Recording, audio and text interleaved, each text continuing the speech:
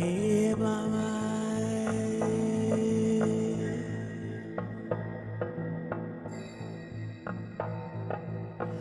hey mama. Welcome back to part 2 of our journey through God's design for what we eat and what we avoid. After the flood, Noah's new diet came with a stern warning. Genesis 9 verse 4 reads, "Only flesh with its life, which is its blood, you are not to eat." A warning that is just as urgent for us today. In this section, we'll see 3 powerful witnesses confirming this truth. Yahuwah himself declares, "The life is in the blood." This reminder is not to be taken lightly. So today, let's pause and dig deep into this topic. Do not eat the blood. God truly knows what is good for us. Blood can be very toxic to the human body, especially if consumed in large amounts. It can cause disease like kuru, a prion disease similar to mad cow disease that spread among the Fore people of Papua New Guinea due to cannibalism. Drinking blood, especially in large amounts, can be toxic. This fatal neurological disease shows the danger of violating Yahuwah's laws. Surely, in our modern day and age, no one consumes blood? Well, not only are people willingly consuming blood, but unknowingly as well. The presence of blood in some modern foods, hidden in ingredients like animal extracts and processed meats, show that we may be consuming it without even realizing. It's a wake-up call for us to pay attention to what's in our foods. Blood is still a common ingredient in many international cuisines, such as blood pudding, blood pancakes, and blood soups. Blood can even be used as an egg substitute in cakes. In 2014, the Nordic Food Labs published a study showing that blood can replace eggs in baking. The protein, uvalbumin, found in egg whites is also present in plasma. When whipped, uvalbumin helps cake rise and stay fluffy. The extent to which bakers around the world are using blood as an egg substitute remains unknown. Now, if blood is present in our foods, what will blood be labeled as an ingredient? Be on the lookout for beef extracts, animal protein extracts, blood powder, albumin, plasma, and hemoglobin. These are just a few names that describe blood as an ingredient. What about blood plasma as a substitute for eggs? Before we continue, let me just clarify the terminology. When we talk about plasma, it is the clear yellowish liquid part of the blood that carries the cells and nutrients. Blood includes both plasma and the red and white blood cells before separation. The plasma after separation is freeze-dried, which makes it easier to store and to work with.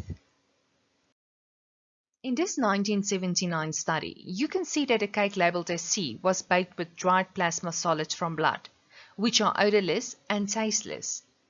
In conclusion, this study states that freshly processed bovine blood plasma was effective in replacing all the eggs in the cakes. The cake required less mixing, and its potential low cost suggests that it has a significant potential for use in the baking industry. Something to think about. How often do we buy baked products from supermarket bakeries, assuming we already know all the ingredients? I'm not saying your local bakery uses plasma, but it can be a future possibility.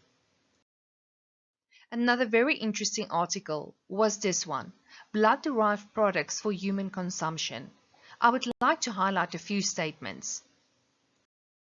Continues to say that the food industry currently uses about 30% of the slaughterhouse blood produced.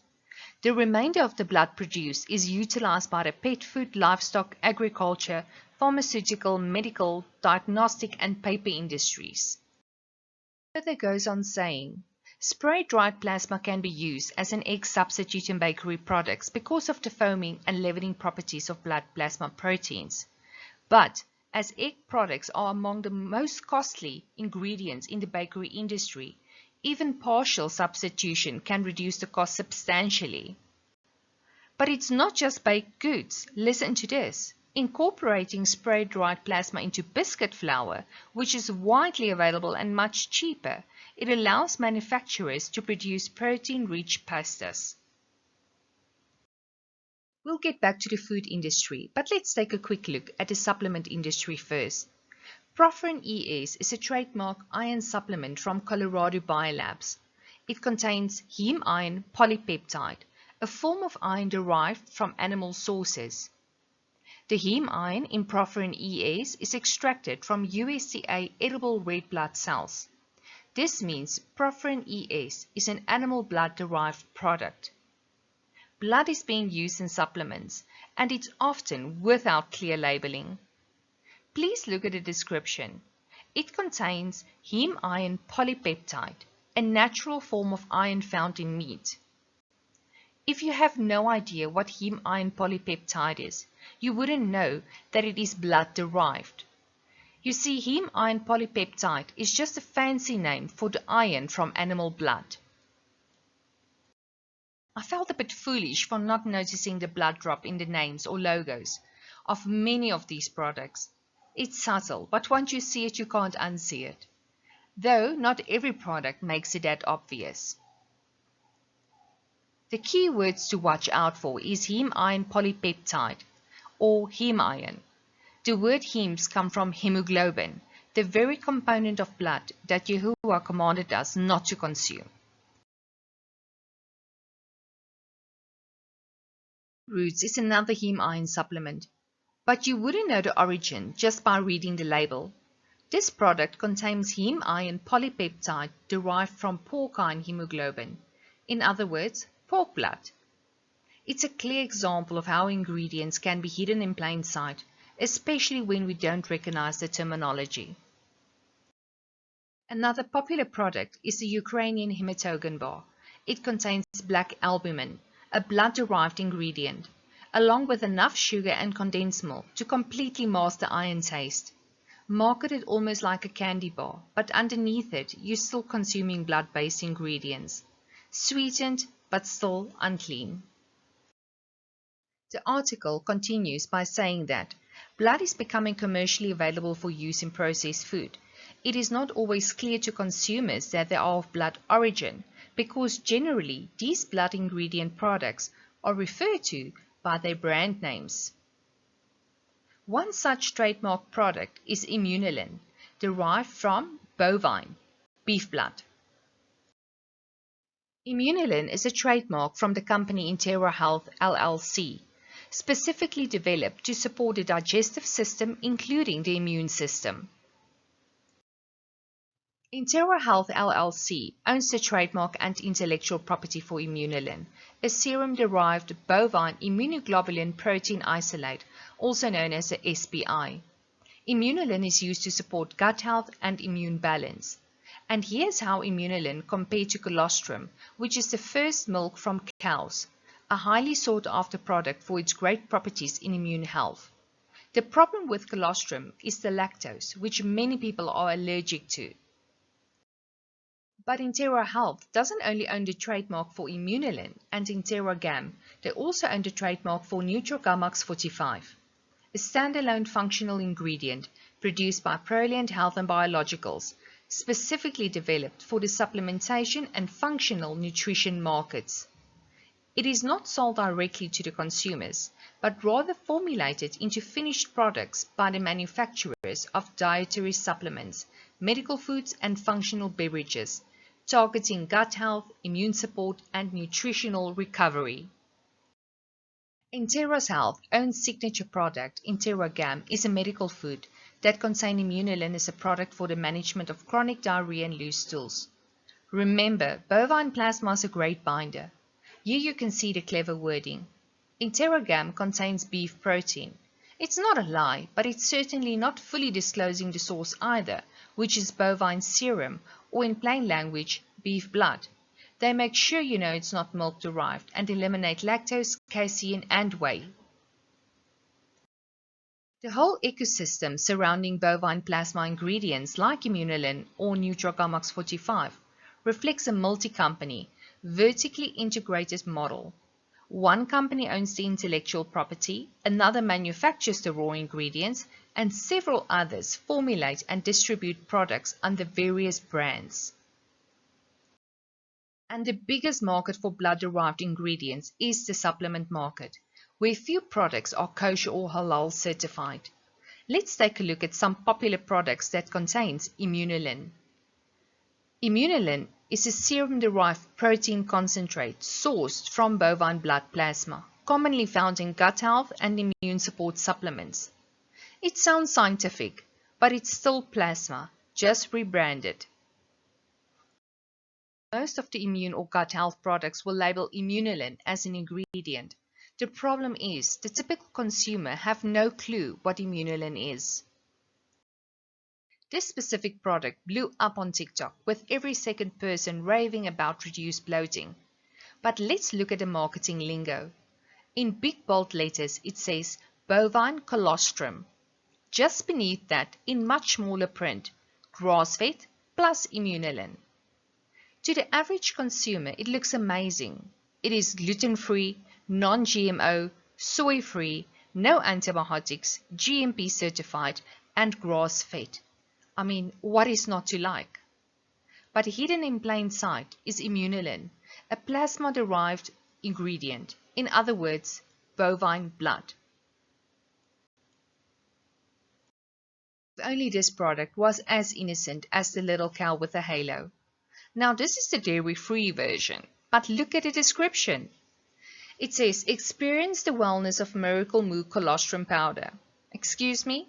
Dairy-free with colostrum? That's just not possible. In fact, all colostrum contains lactose. This is clearly false advertising, because the active ingredient in this product is in fact nothing other than immunolin, beef serum. And lo and behold, Miracle Moo was sued for false advertising, but for all the wrong reasons. The plaintiff accused Miracle Moo of false advertising, and I quote, "Defendant uses a common fraudulent scheme that deceives consumers into believing that a product has scientific validation, are powered by science, and are clinically dosed to enhance immunity." This plaintiff believes he is contesting an overpriced colostrum supplement, but in reality, the primary ingredient is immunolin, a well-researched, serum-derived immunoglobulin isolate that are backed by substantial scientific evidence.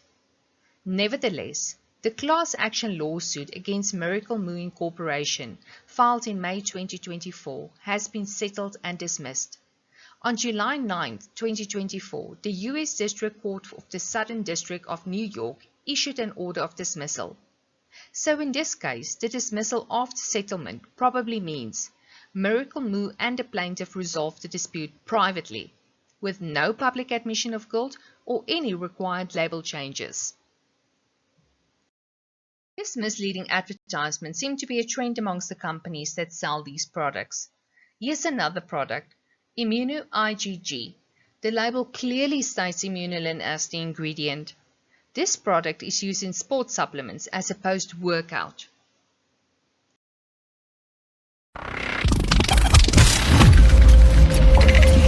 I'm Chris Gethin, pro-natural athlete, celebrity trainer, and co-founder of Unmatched. Now, I'm here to talk to you about a unique protein source that can be optimal for immune support, muscle recovery, as well as providing exceptional benefits for gut health. Immunolin, derived from bovine colostrum, is a bioactive non-dairy protein isolated that is meticulously crafted to deliver unparalleled health benefits. At its core are structures called immunoglobulins. These powerful antibodies bolster. Excuse me, did he say immunolin is derived from colostrum? Again with the non-dairy colostrum. He says it's a superior alternative to milk-based products like colostrum. Now this is what we call double speak or double messaging. It is nothing more than ingredient marketing manipulation. They are riding off colostrum's health image while offering something technically very different. This same individual was so kind to delete my comment on his YouTube video after I pointed out a real ingredient in his products. But before we continue, I want you to look at his whole setup, the subtle little cues. Look at the colors and the background, and then look at the poster and the signs and the symbology behind that very hand sign. Coincidence? I think not. Let's move on to Loco, a pre-workout brand powered by Immunolin. What immediately caught my eye was the limited edition Red Rum series labeled as Werewolf Blood. But what's even more telling? Look at the design choices. Dark, edgy, almost ritualistic, playing on themes of power through blood. It's bold. It's marketed to attract attention, but at its very core, it's still plasma-based supplementation. And it's not just about the energy. It's the mindset they are selling. Take a closer look at the words being used on this product. Spill blood, 666 powers, evil lives, drink the blood, beast, 6, possessed, the monster inside, paint the world red. And the flavor description? A killer blood orange cherry punch flavor. Come on. And the medical studies they refer to? Oh, believe me, there's plenty of scientific backing behind these products. But just because something is scientifically validated doesn't mean it's biblically clean. Wisdom is knowing the difference. Not everything that works is meant for us. Personally, I think this observation in this article might be the real driver behind these products, the sound reason they were even developed.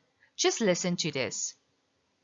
Disposing of slaughterhouse blood in an environmentally friendly manner has led to the development of ways to convert animal blood into forms that are useful as ingredients in both human and animal feed.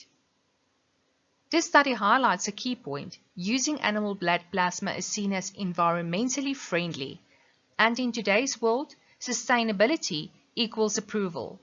But should we trade spiritual purity for green products? So they are saying it might be environmentally better to use the blood rather than waste it and contaminate the earth. But let's just pause here. We've been slaughtering animals since Noah's time. So the question is, what was God's instruction regarding the blood? You know, not only did Jehovah forbid consuming blood, but he also gave clear instructions on what to do with it. Leviticus 17 verse 13 to 14 says, "And any man from the children of Israel who hunts any animal or bird that may be eaten, he shall pour out its blood and cover it with dust." The blood must be poured out and covered, returned to the earth, never consumed, because life belongs to Yahuwah alone. Blood was a gift for the land. Blood is rich in nitrogen, essential for strong leafy growth. It supplies micronutrients like iron and zinc and feeds soil life. What was shed to sustain life also gave life back to the earth. When did we abandon this practice? When did we go from blood fertilizers to chemical fertilizers? During the Industrial Revolution, we had rise of synthetic fertilizers. Blood meals were replaced by cheap chemicals, and we can thank companies like BASF, DuPont, and Monsanto who made synthetic fertilizers mainstream. Ultimately, progress have turned us away from Yahuwah's provision and left us with depleted soil. This article continues by saying the bulk of the slaughterhouse blood produced is now utilized by the food industry, mainly as a gelling agent and as a natural colorant. One such product in the food industry is transglutaminase. Transglutaminase can either be derived from microbial fermentation or animal plasma. Let's talk about transglutaminase, better known as meat glue. It was first identified in the 1950s from a guinea pig liver during research on blood coagulation. The key researcher, Hideo Takayuri, a Japanese biochemist, helped unlock how it cross-links proteins. But who turned it into an actual food product? Ajinomoto Company Incorporation, the same company famous for MSG, took it to the next level. In the 1990s, they developed Activa, the first commercial microbial meat glue made from soil bacteria. They pioneered its use in reconstructed meats, dairy, like yogurt and cheese, and plant-based proteins, as well as baked goods and noodles. This natural enzyme turned global food glue. Now please note that all commercial Activa transglutaminase products are derived from microbial fermentation, but it is not to say that it is kosher or halal, since the carrier of the product may vary. For example, transglutaminase GS contains gelatin as a carrier, and this could make the product non-kosher or non-halal. The question is, why do you want to use transglutaminase in products? Well, first and foremost, to hold things together. In other words, less food waste, because now you can glue all the odd pieces together. It also improves the texture, bite, and mouthfeel. ProBind is another trademark product, although this product is halal and kosher certified. As is NewBind. Here you can see the bacterium Streptomyces mabarensis is used. The steak you order at a restaurant held together by glue. Ever heard of meat glue? It's a controversial food additive, often referred to as TG or transglutaminase. It's used to glue cheaper cuts of meat to look like one large piece, and we got our hands on it to test out. The USDA claims it's safe, but there are still concerns. One is legit and the other was pieced together using meat glue. It's a way to cut costs, but we're asking, at what risk? Transglutaminase, also known as Activa or meat glue, the powder can bind proteins together, and it's used in some restaurant kitchen. It's also banned in Europe. The biggest reason Europe banned the enzyme is bacterial contamination. Each time proteins are glued together, the risk for introducing more bacteria such as E. coli goes up. As you can see, our experiment worked, and by the untrained eye, it literally looks like one piece of meat. See below for more info on how to spot it in your food. And then there's Sonac BV. Sonac BV, part of Dalek Ingredients, is another major supplier of transglutaminase. However, their products are not derived from bacterium.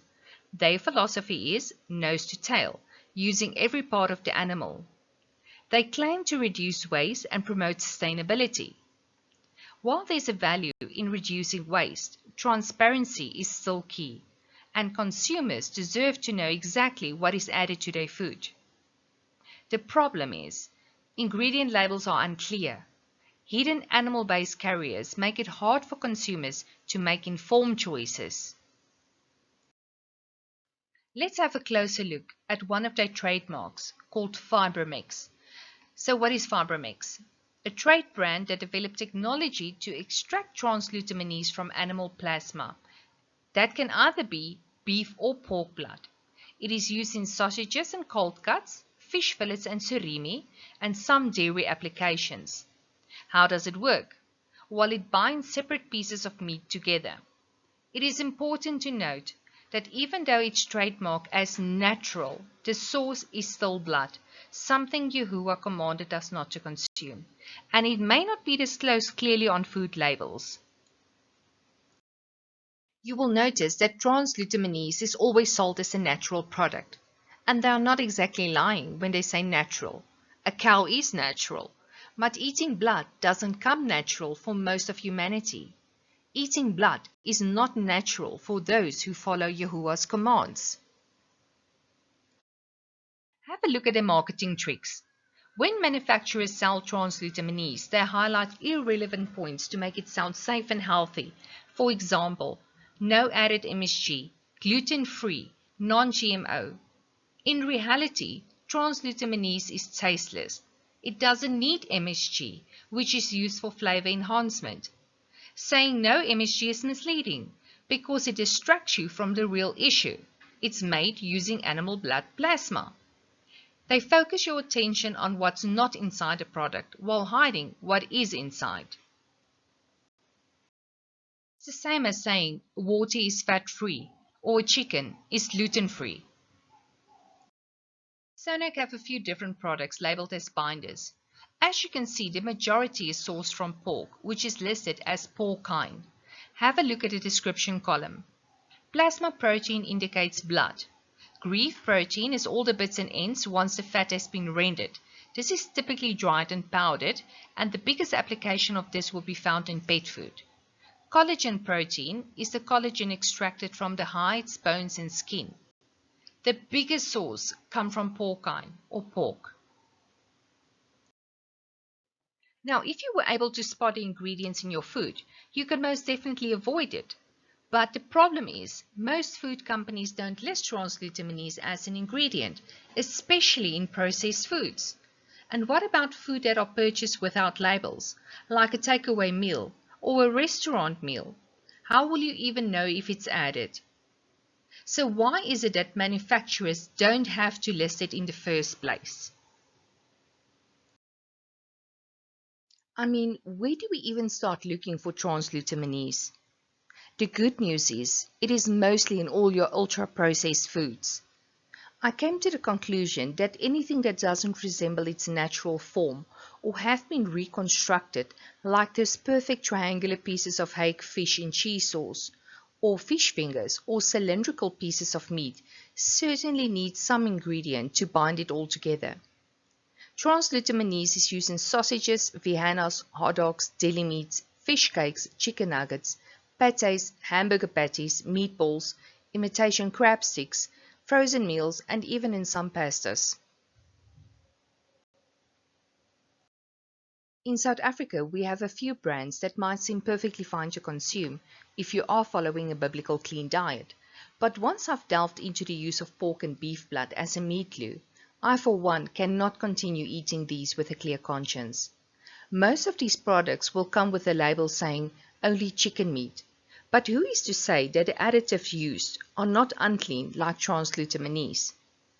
I want to make it perfectly clear and on record, I'm not saying these products contain bovine or porcine plasma in the form of a stabilizer or binder. Ultimately, you have to investigate this further and choose if you would still like to eat these products.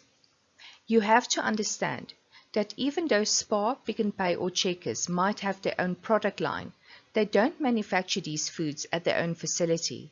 These products are often provided by different third parties that might or might not have a kosher or halal certified facility or clean approved ingredients in their products.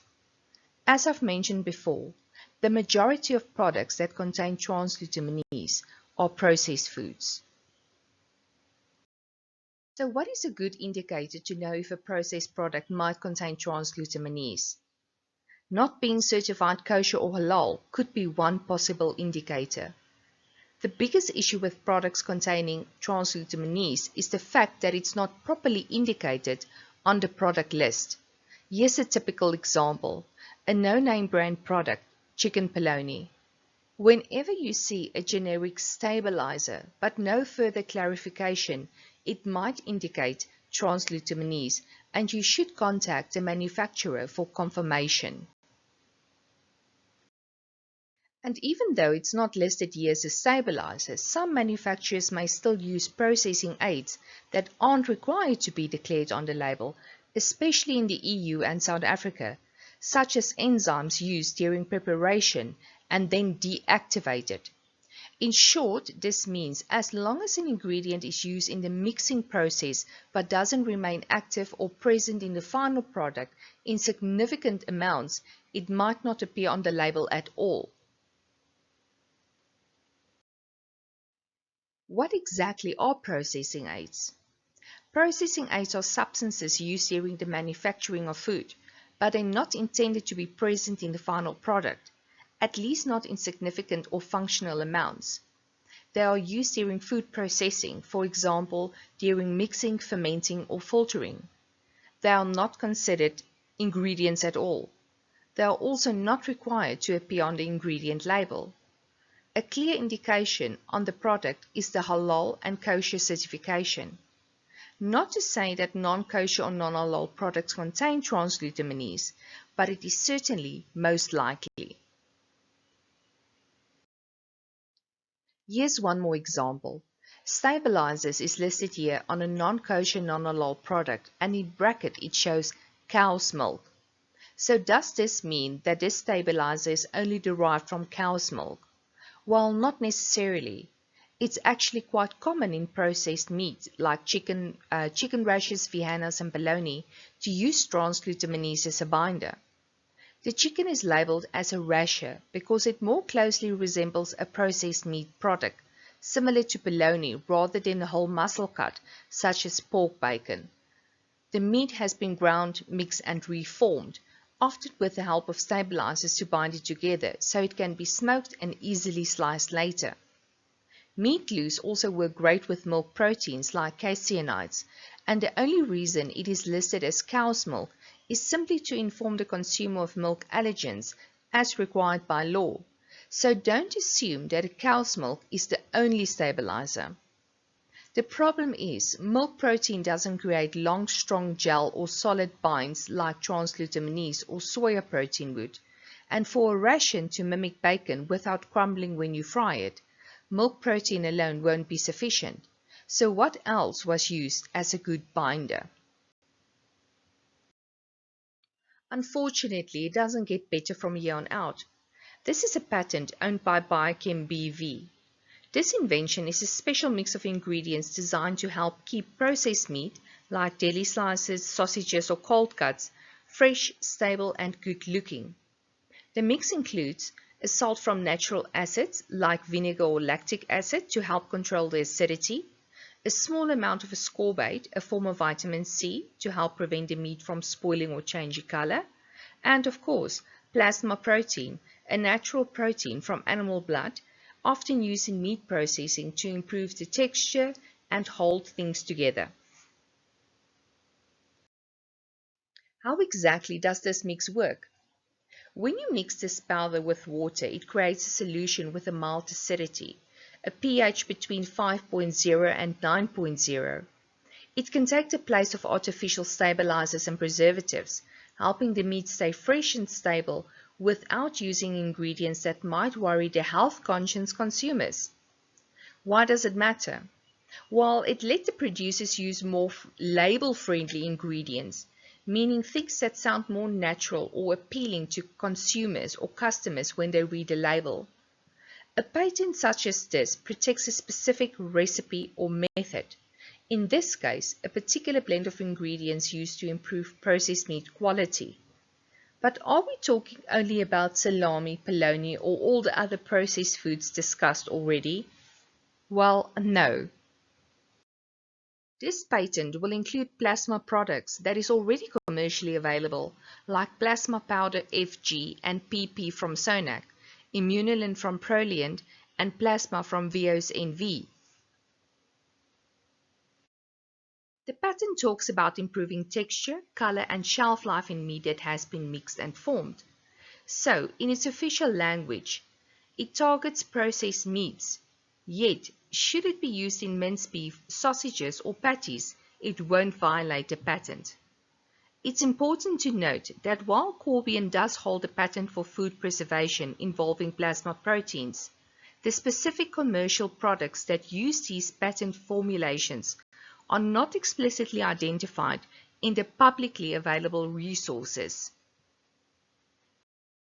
One such company that does offer a commercial product to improve good color, bite, and overall consumer satisfaction is Vipro. Pause to read a testimonial with regards to a client who are manufacturing canned meatballs in tomato soup. Under the many processed foods already discussed, Vipro can be used in ground meat such as hamburger patties and canned meat, and products like corned beef. When you follow a biblical clean diet, especially in South Africa, your only trustful sources will be to look for products that are kosher or halal certified. And I know there is much controversy about where the funds go for the halal certification that companies pay for. But the reality is that even your local butcher might add preservatives to his minced beef, that he himself might not even know what the ingredients are in these preservatives. I want to remind you that plasma is seen as a natural product. It is safe to consume according to the science with no adverse side effects. Therefore, it is only a problem for the people that share religious beliefs. What is the goal of adding blood to food products, and what is the validation for this action? In this article, and I will place a link beneath the video, it states that this practice is in line with the Sustainability Development Goal to be implemented by 2030. In summary, while the use of animal blood in food products offers environmental and functional benefits, it also presents challenges related to religious dietary laws and consumer transparency. The paper calls for a balanced approach that addresses sustainability goals while respecting cultural and religious values.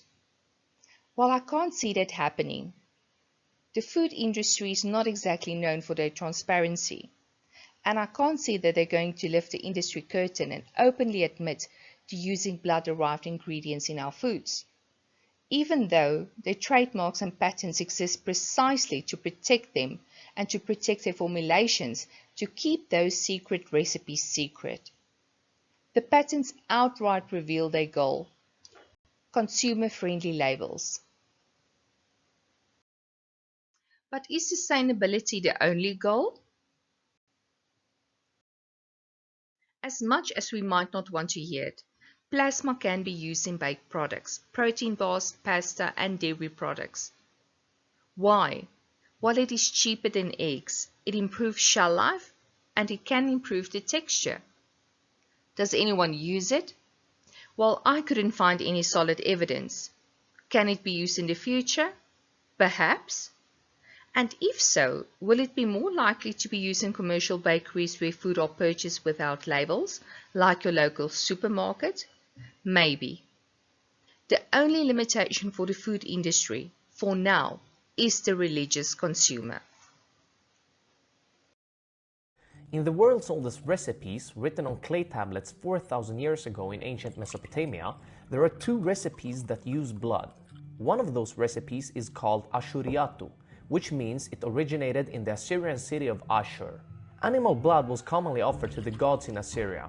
Perhaps it's because the red color, which leaned heavily toward dark red and brown in ancient Assyria, was considered to ward off hostile forces. Red was associated with the representation of divinity, particularly in describing the physical features of gods. At an Assyrian trading outpost in Anatolia around 1900 BC, records mention a reddish type of bread. Much later, in southern Mesopotamia, red cakes served as offerings in cultic ceremonies. In a society where no part of the animal was wasted and blood was even offered to the gods, it's no surprise the ancient Assyrians used blood in cooking, just as many other cultures still do today. Visit tableofgods.com/blood if you dare to try it.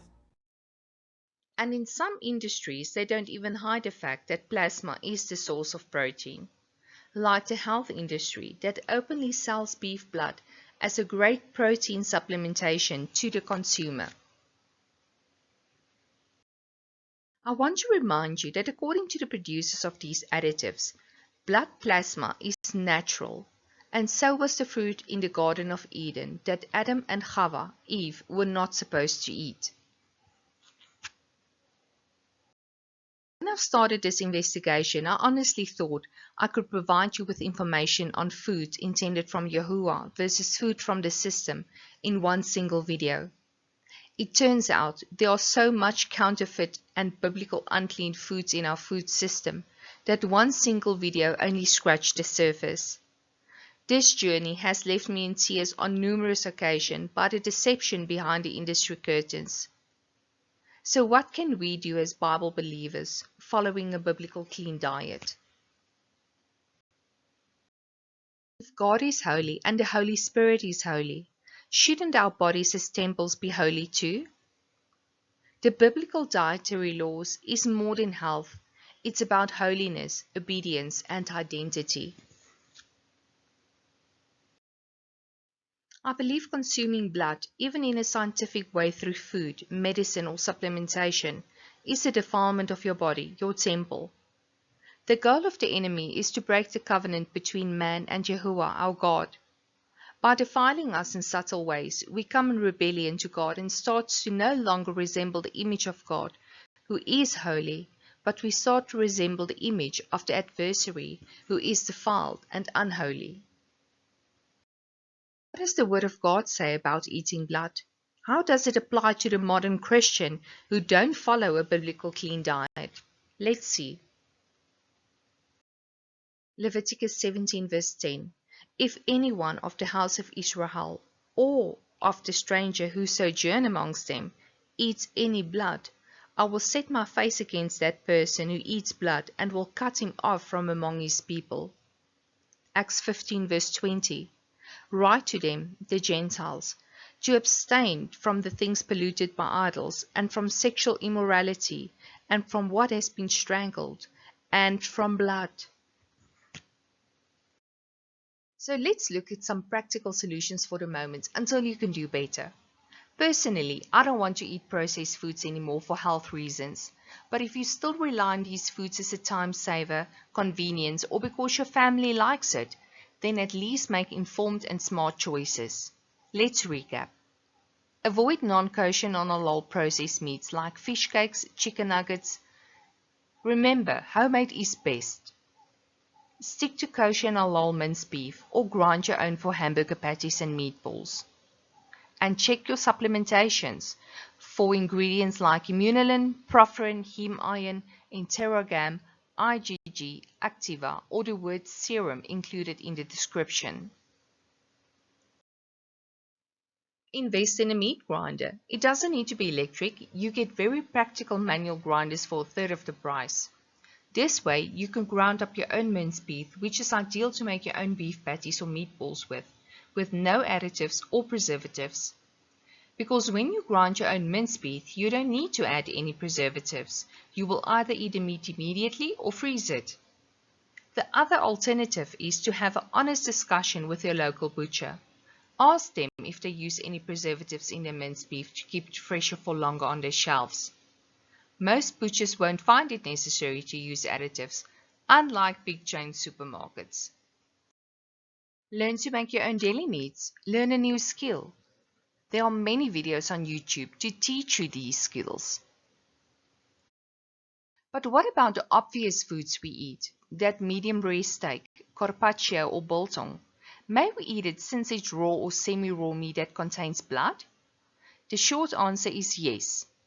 The blood that appears in these meats is not actually blood in the biblical sense, but rather a protein-rich fluid called myoglobin that remains in the muscle tissue even after slaughter. The biblical prohibition refers specifically to the consumption of live blood called hemoglobin, which is shed and removed from the animal when it's slaughtered correctly, not the natural juices that gives meat its color and moisture called myoglobin.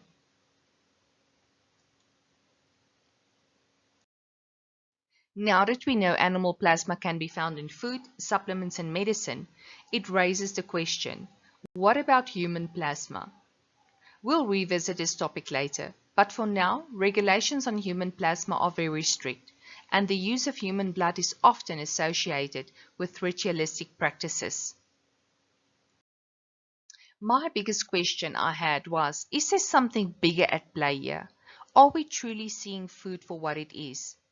Or have we been so conditioned to think that food in a supermarket, food in containers, and food in boxes are actual food? Are we so disconnected that we don't recognize the food that our creators still provide for us? We have slowly been manipulated and indoctrinated to accept the world's alchemy as food to sustain us. The fact remains, blood is unclean, not to be consumed. There are so much more I would like to discuss with you about food. Food from the Creator versus food from the enemy, and how I believe this system has been set up to prime our DNA to integrate us into the New World Order system. One where iron and clay will merge, where you won't be able to buy or sell without a mark. I believe that our modern idea of food play a part in getting our physical bodies ready for one last upgrade. The manipulation is both spiritual and very much physical. We cannot make sound decisions when our minds are clouded due to chronic illnesses and unhealthy bodies. On a physiological level, the enemy must be feeling powerful and in control by secretly and in our own ignorance add unclean ingredients to our foods. especially something as intimate as blood. The enemy is out there to defile the temple from within, to sever our connection with God through the most offensive symbolic act possible. One thing is certain, as the church, we can no longer mindlessly consume the food of the masses. We are called to be set apart, even in what we eat. Check back on this channel, because we have so much more to uncover, not just about the hidden ingredients in our food, but about how we have been poisoned slowly in microdoses for generations. Our health is declining at a rapid pace, but we are not without hope. It's time to prepare our physical bodies to endure, so that Egypt can finally be removed from within us. There will come a time when we as believers will no longer be included in this new world system. We will be locked out of the medical system, we will be denied access to healthcare, and we will be expected to compromise our faith to survive. If we refuse the mark, we must be ready to endure. Our physical health will be critical. Start preparing now, so that when the time comes, you can stand strong, not in fear, but in faith. Strengthen your body, sharpen your mind, guard your soul. Yahuwah is faithful, but we must do our part. We've just explored a fascinating topic of blood in our diets, what God allows and what He warns us against. But our journey isn't over yet. In our next episode, we'll dive into another powerful subject, fat in our diets. What does Scripture say about it? Why does it matter for us as believers today? Get ready, because this next discussion will be just as eye-opening as what we've learned about blood. Now is the time. Learn to heal your body with real food, the food that sustains you, the food given by Yahuwah your Elohim, not counterfeit, not corrupted, real food, real nourishment for real endurance.